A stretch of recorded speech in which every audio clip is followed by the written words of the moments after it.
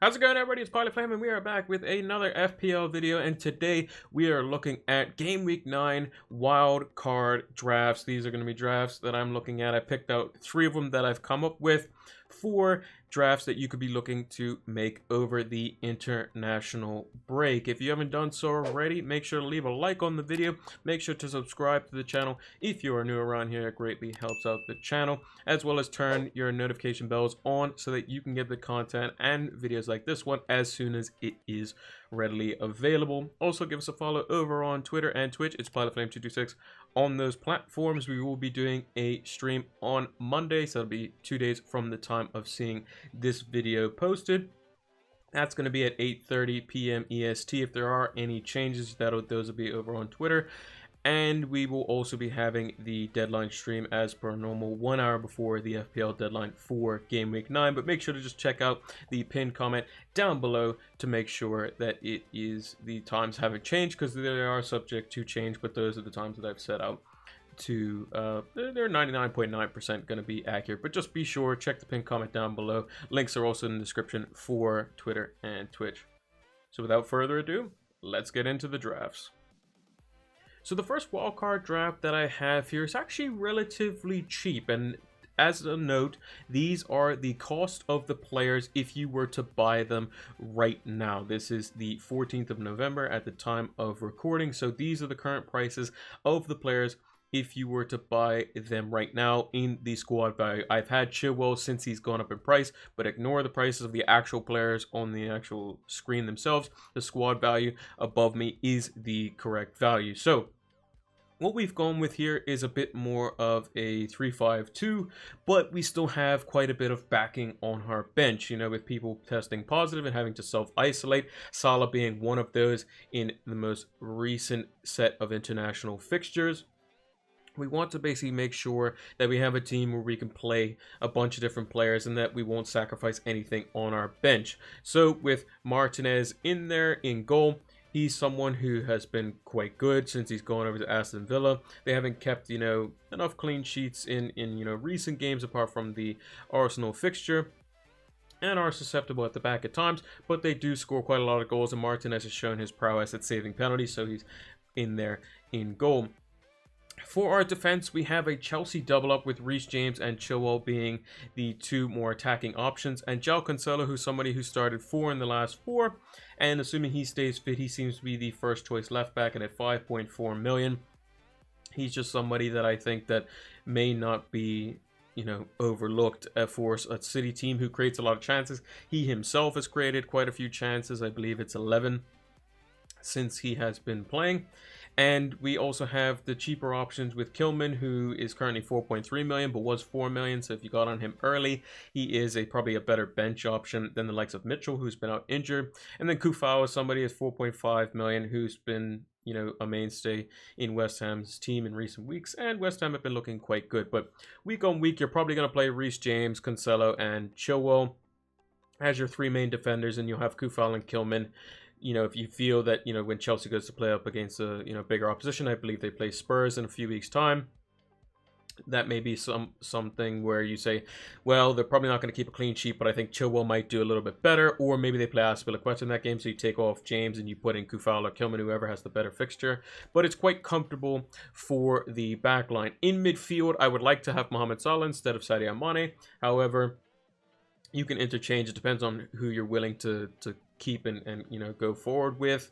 I would personally have Salah, even though he is having to self-isolate at the moment, but that can be any Liverpool midfielder. You can always have Mane in your your wildcard draft and finalize it, and then bring in Salah once he comes back.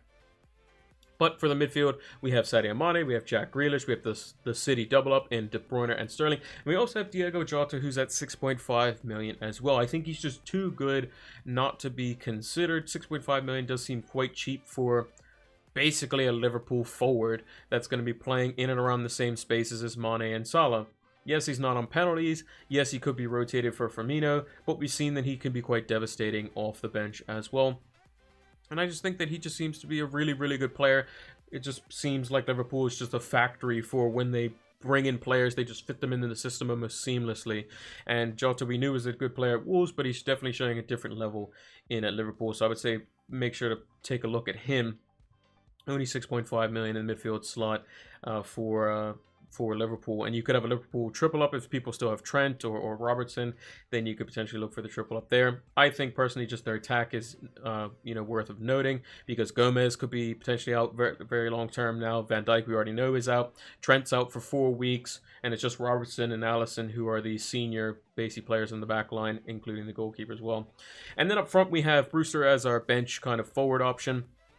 I put Ollie Watkins in there. He seems to be the man in form, also on penalties, and can be quite good. Antonio, 6.2 million. If he is fit, this just seems like an absolute bargain price for him. Pretty much no questions asked on that front.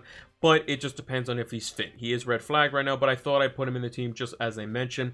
This could easily, 99.8 million is relatively cheap for a squad. This could easily be Callum Wilson and Bamford instead of Watkins and Antonio.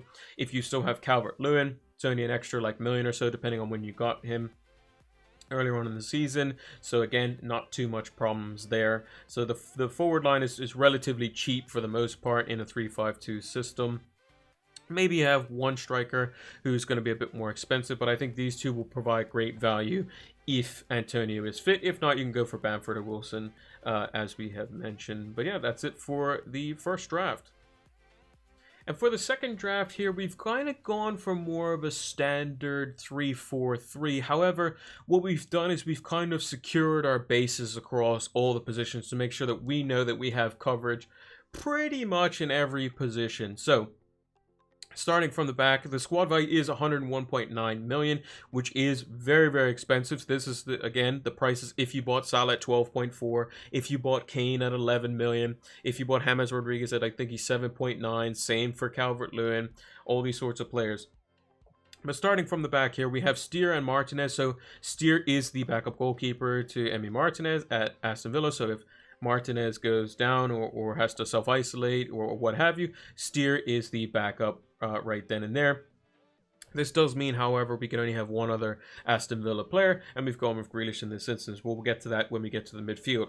In defense, we have Lamptey, Kufal, Ayling, Chilwell, and Kilman. All of these are starters for the respective teams, and the cheaper defenders. So basically, everyone barring Chilwell can basically be rotated. So if you want to go with, Kilman, Ayling, or if you want to go with Kufal, Lamptey, or maybe Kufal, Ayling, you have that option to do so, because most of their teams have, a good fixture or two all the way up until Christmas, and they would definitely give you that coverage. There will be cases where, you'll put Kufal and Ayling in as an example, and Kilman might get a goal and a clean sheet when he wasn't expected to do so. Or maybe Lamptey pops up with, a couple of assists when they weren't necessarily supposed to get those versus a tougher opposition. But the back line is relatively cheap overall. There is no Liverpool defender, as is their back line. Trent being out, Robertson being the only real attacking option for the back line. Seems to be quite good for me. Lamptey is very good going forward. Same with Kufal. Ayling creates a lot of chances. So does Chilwell. And Kilman is just a very, very cheap Wolves defender, and is probably the best option, assuming he keeps his place, which he has done so already, as Saiss has already been benched a couple of times already. Into midfield, Souček, 4.9 million. Probably doesn't get any better than a budget midfielder than him.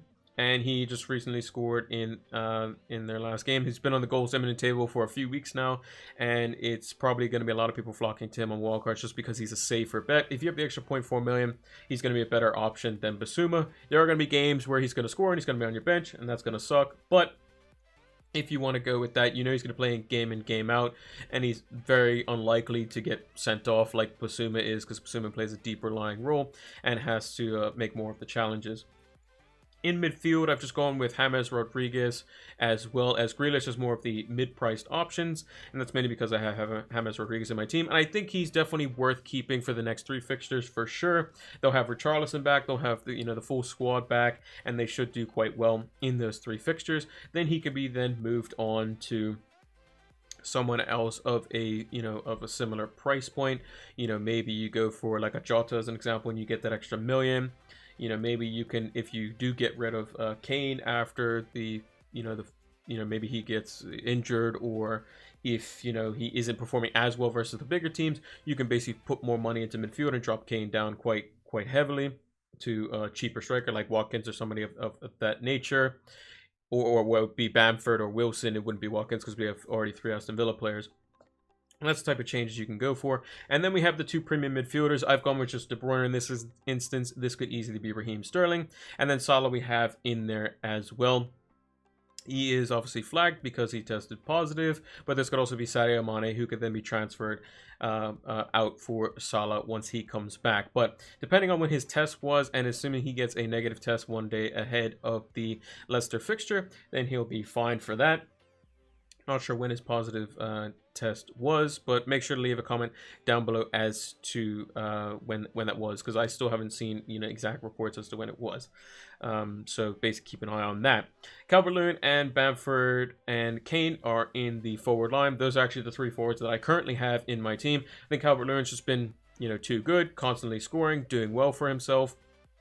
Bamford ticking along, started at 5.5, is now I think 6 or 6.1 million, and Kane is just doing Kane things, and I think he shouldn't be overlooked in the Manchester City game. They do give space, although they have been shoring up the defense a lot in recent games because of Diaz and Laporte. But I think Kane is definitely the player that can, on his type of form, can definitely unlock a City defense, no problem. And Son and Bale, if they both start, will definitely cause problems for the over-eager, let's say, fullbacks in Cancelo and Walker. Walker recently, obviously, giving a penalty away in the 1-1 draw with Liverpool to Sadio Mane.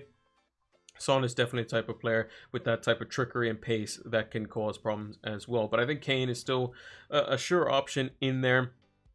If you wanted to, make the switch after the fact, you can always downgrade Kane to the likes of Vardy from game week 10 onwards. That's another option because Vardy has a great string of 4 fixtures, and Vardy is also like a talisman-like player and is on penalties and a premium striker and will fit the bill quite nicely if you wanted to jump off Spurs. So easy switch there. But if you wanted to change some things in midfield, you could wait a week, see how City kind of develop, and then take out like I said, James and Kane for like a Sterling and then somebody else up front. But yeah, that's it for draft number 2.